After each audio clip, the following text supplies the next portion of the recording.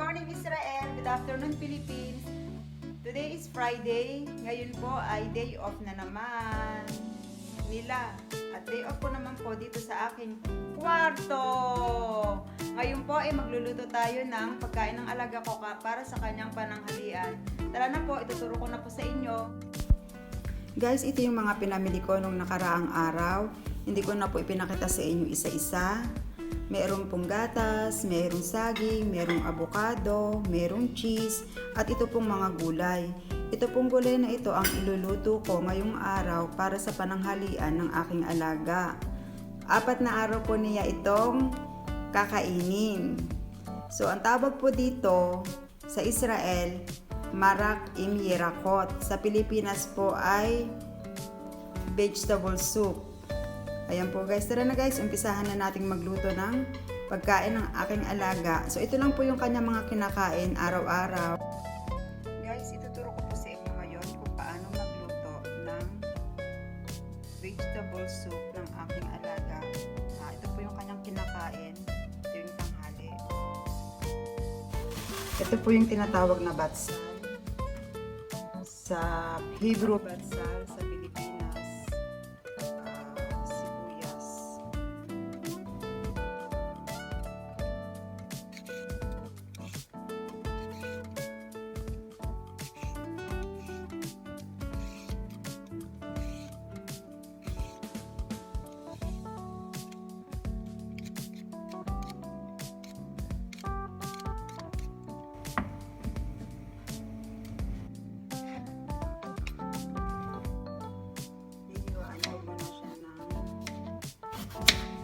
ganito.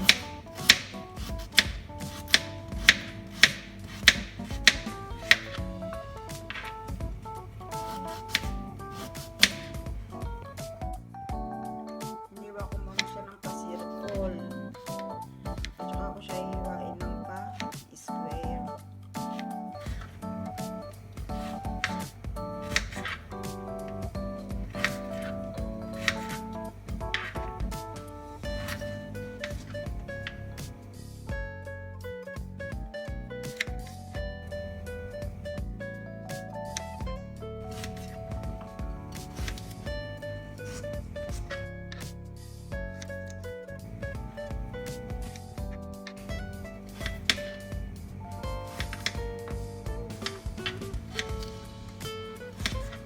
Ayan guys, pagkatapos ko itong hiwain, lalagay ko na ito sa kasirola, sa kaldero. Para lumambot siya. Ito bigla ito ang ulan.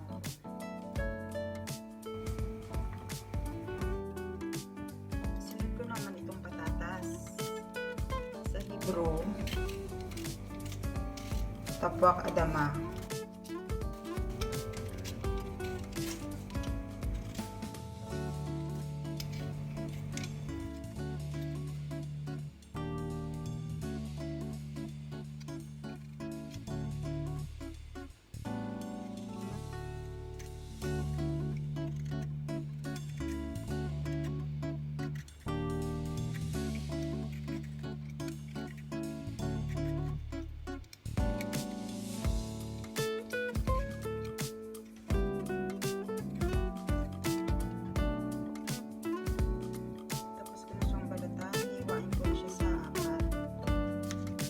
Ano pala? Ito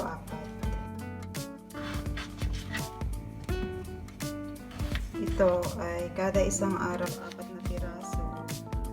So itong kanyang lunch para sa 4 na araw. So ilalagay ko na din siya dito sa kasirola.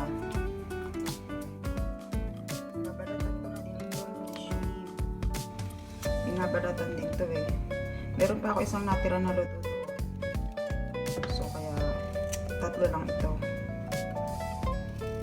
Kasi kada isang araw, isang pirasong ganito.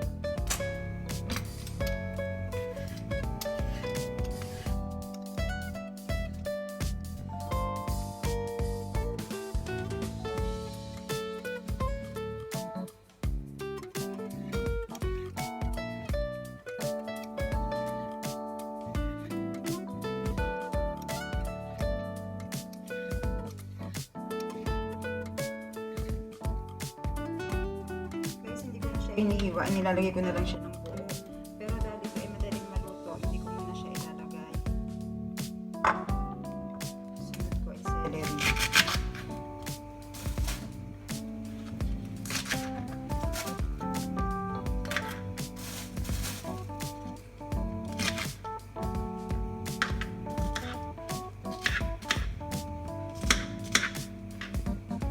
Maya-maya ko na lang din siya ilalagay. Kapag medyo okay na yung patatas at yung carrots. Tapos ito, bell pepper. Pwede rin meron ito. Pwede din maglagay nito, pwede din wala. Depende sa inyo kung gusto nyo maglagay.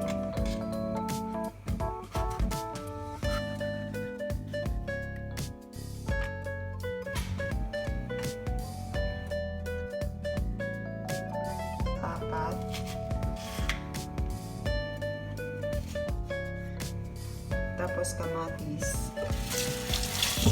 Patiin ko din siya sa 4. Ayan guys, kumukulo na siya.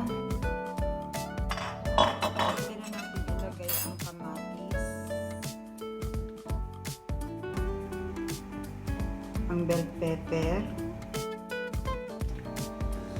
Ang celery,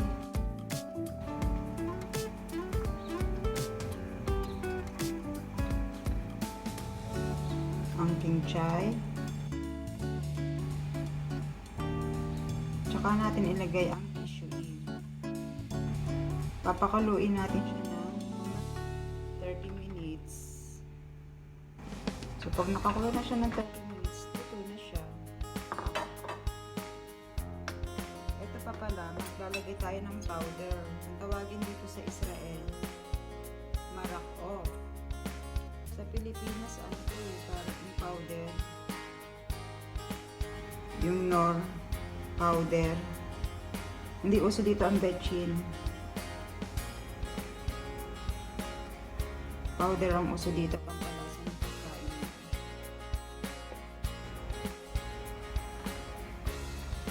Takpan na natin siya.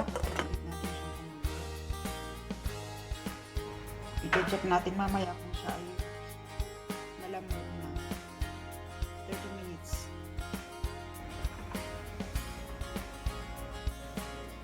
Tara na guys, atin ang tignan ng ating nilutong soup.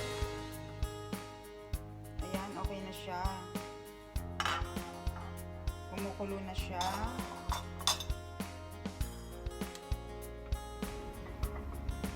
Luto na. Pati itong khisuim, luto na rin.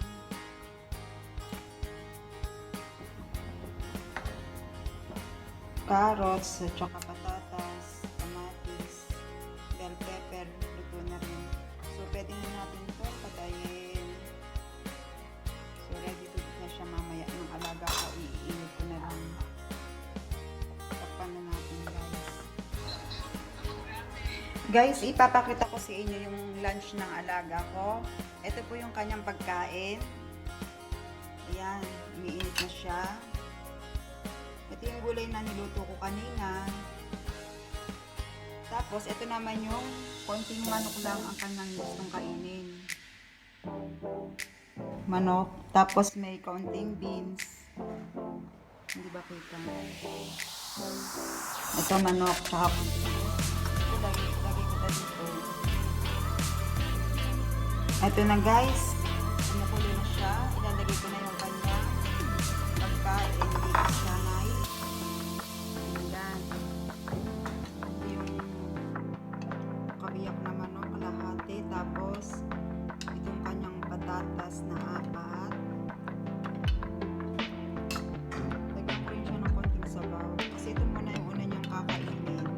Mamaya na niya kakainin yung vegetable soup.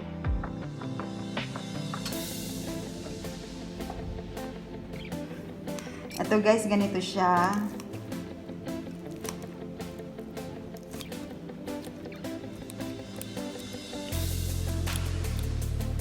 Ito yung kanyang unang kakainin muna. Tapos sa kanya lalagyan ng ketchup. Hiwa-hiwain ko muna siya bago ko ibigay sa kanya.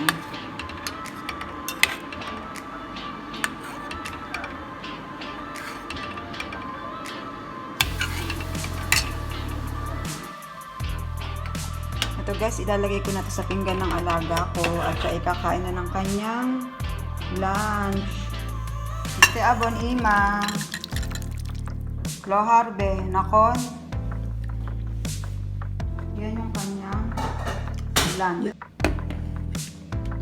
Ito na yung kanyang tea na iinumin.